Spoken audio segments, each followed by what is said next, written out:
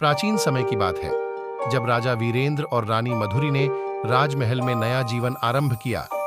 उन्हें यह जगह स्वर्ग की सांझा कहा गया। लेकिन जैसे ही रात आती, महल में अजीबोगरीब घटनाएं शुरू हो जाती हैं। एक रात रानी मधुरी अपने कमरे में अकेली थी, जब अचानक एक अंधेरे कोने में एक साया दिखाई दिया। वह उसके पास गई तो वहां कुछ नहीं था, पर उसकी दिल लगी बढ़ गई। इसके बाद से रानी के साथ और भी अनेक घटनाएं होने लगी। कभी कोई अज्ञात आवाज, कभी कोई अदृश्य हाथ उसकी पीठ पर। रानी की चिंगारी भी कई बार बिना किसी कारण के बुझ जाती।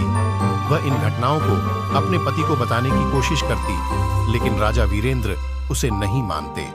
उनका कहना था कि यह सब उसकी विचार शक्ति की भ्रांति है। एक रात रानी ने अपने कमरे में एक पुरानी पुस्तक खोजी, जिसमें महल का इतिहास लिखा था।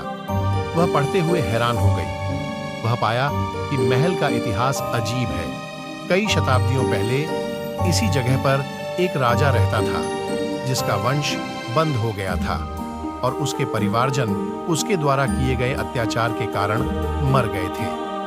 उस राजा ने जितने भी लोग उसके सामने आते, उन्हें बिना किसी वजह के ही मार दिया था। यह सुनकर रानी की रूह कांप गई। उसने तुरंत अपने पति को सच्चाई बताने का निर्णय किया, पर राजा ने भी विश्वास नहीं किया। कुछ दिन बीत गए और राजमहल में और भयंकर घटनाएं होने लगीं। एक रात राजा का एक सहायक बहुत घबराया हुआ राजा के पास आया। उसने बताया कि उसके सपनों में एक पुरानी महिला राजमहल की खिड़की के पास खड़ी है और वह उससे बात करना चाहती है।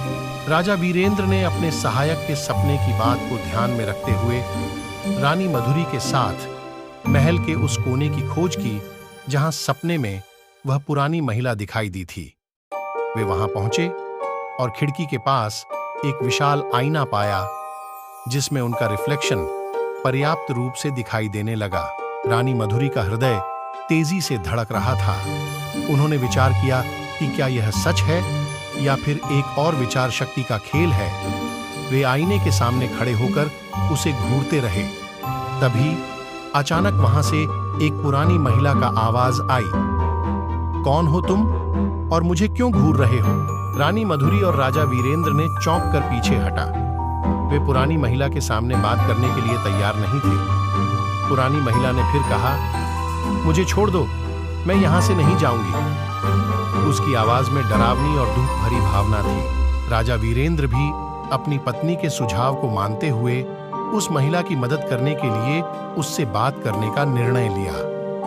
वे पुरानी महिला के पास गए और पूछा, हम कैसे तुम्हारी मदद कर सकते हैं? पुरानी महिला ने विलंब से कहा, मुझे मेरे परिवार की मुक्ति चाहिए। एक प्राचीन श्रद्धालु पाठक ने मेरे परिवार की शांति के लिए एक विशेष प्रार्थना की है, जो राजमहल के भीतर एक गुप्त स्थान पर स्थित है। उस प्रार्थना को पूरा करने के लिए आपको वहां जाना होगा और उसे पढ़ना होगा।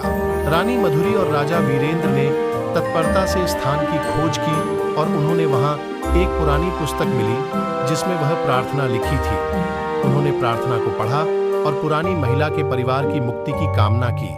अचानक एक अजीब आवाज सुनाई दी और राजमहल का भयान जोर से दरवाजा खटखटाया गया और वहां से आवाज आई, जरा द्वार खोलो राजा वीरेंद्र और मुझे अंदर आने दो। रानी मधुरी और राजा वीरेंद्र दोनों हैरान थे। कौन हो सकता है ऐसा जो इतने बड़े राजमहल में अपने आप को आत्मसात कर रहा हो? राजा वीरेंद्र ने साहस जुटाया और दरवाजा खोला। उन्होंने देखा कि वहां एक वृद्ध महिला खड़ी थी, जो उन्हें पहचानने की कोशिश कर रही थी। उसके चेहरे पर दुख और बेचैनी के निशान थे। महिला ने गंभीरता से कहा, राजा वीरेंद्र, मैं ताजपोशी नामक एक राजकुमारी हूं। मेरे परिवार का वंश अपराध की वजह से नष्ट हो गया है। मुझे और मेरे परिवार के सदस्यों को मोक्ष प्राप्त करने का उपाय बताया गया है और उस उपाय के लिए तुम्हारी मदद की आवश्यकता है। रानी मधुरी और राजा वीरेंद्र ने ध्यानपूर्वक उसकी बात सुनी। ताजपोशी ने उन्हें एक पुराने मंदिर की बात की, जो राजमहल के पास ही था। मंदिर में एक प्राचीन रहस्यमय प्रतिमा थी, जिसकी पूजा का रहस्य दिए गए मंत्रों में छिपा था। उसने कहा, इस प्रतिमा की पूजा करने से मेरे परिवार को मोक्ष मिलेगा, लेकिन यह मंत्र सिर्फ तुम दोनों को ही पता होगा। तुम्हें उसे पढ़कर प्रतिमा की पूजा करनी होगी, फिर हमारा परिवार शांति का आनंद उठा सकेगा।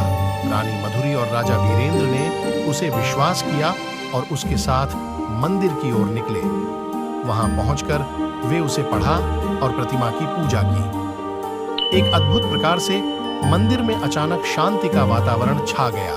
ताजपोशी ने आभार व्यक्त किया और कहा, धन्यवाद राजा वीरेंद्र और रानी मधुरी, आपकी मदद से हमारा परिवार अब शांति में है।